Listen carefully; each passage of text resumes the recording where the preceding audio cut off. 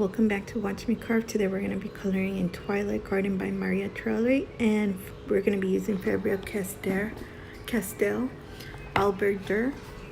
And this is just me showing you how I use my watercolor pencils. I start off with the first layer, a very light layer wash of yellow, and I'll be leaving the colors underneath the description box. And if I have time, I'll probably put them on the screen. But if I don't, just make sure you check out the description box. And basically, I go on top of each color and start laying the colors like that. And then I'm going in with, what color is that one? It's called Middle Purple Pink. And then I'm going to go back in with the yellow just on top of a little bit on the orange. Which is not even orange, is cadmium red. Anyways, now I'm gonna go in with left. I don't even know how to pronounce that. I'm not even gonna try.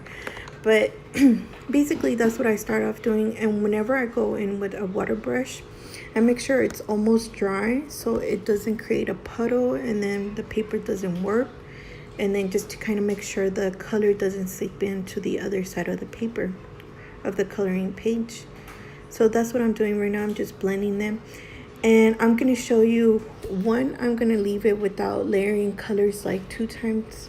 After I layer the first colors and wet it, and then I go back in with the other, I'm going to show you the difference from the intense look to its non-intense look.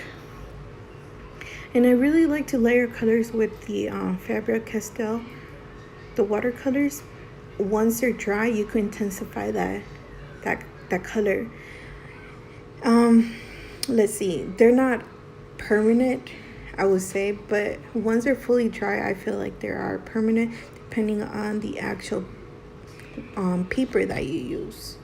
If it's on gesso, they're definitely not permanent. They would just come off and lift off whenever you go in and try to lay another color on top. I hate gesso. I hate it, in my opinion. I tried different method and it just did not work for me. But anyways, now I'm over here. I'm doing the same thing on this other flower, and I'm basically following the same steps like the other flower, and that's what I'm doing at the moment. And on this one, I actually do layer the colors 2 times, even after it's even like the first layer is still wet.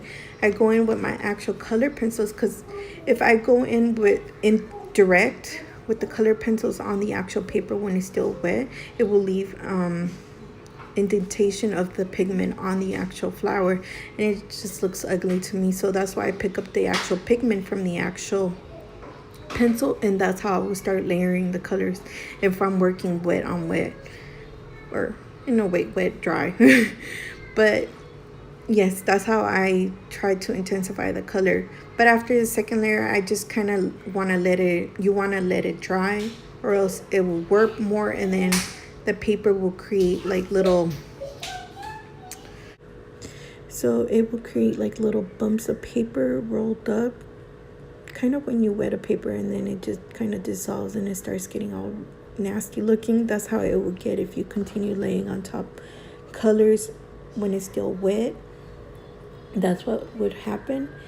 And even on this type of paper, on Maria Trolle papers, they're really good quality, but I could tell even after wetting the paper, it would create that type of texture. It's not going to be smooth like it was before. It's just going to have a kind of a weird texture to it after you wet it. So that's what I'm saying. You want to, after the first or second layer, you're going to want to let it dry completely before you try to go in with more colors on top of it. Even then, I tend to, after adding watercolor pencils, I go in with my actual polychromos on top of it just to intensify that look even more. But that's if I'm feeling kind of extra, I'll do that.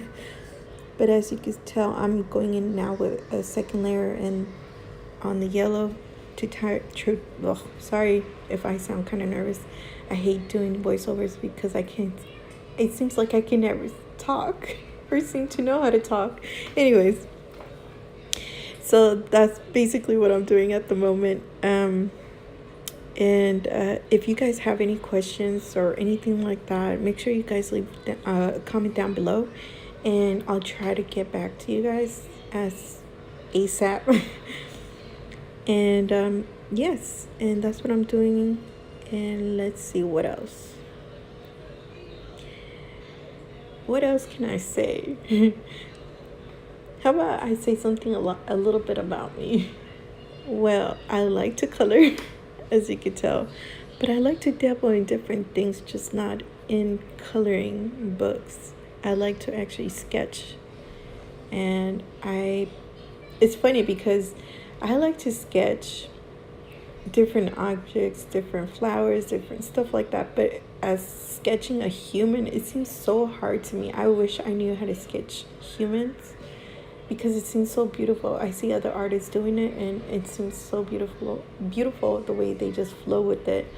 I could flow with different objects, but as sketching a face and stuff, that seems kind of very difficult for me to actually do it at the moment.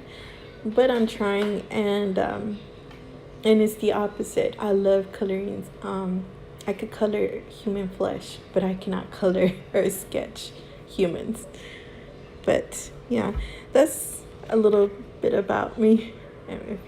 Okay, so now I'm just gonna let you guys enjoy the video, and I'll put some little music going on.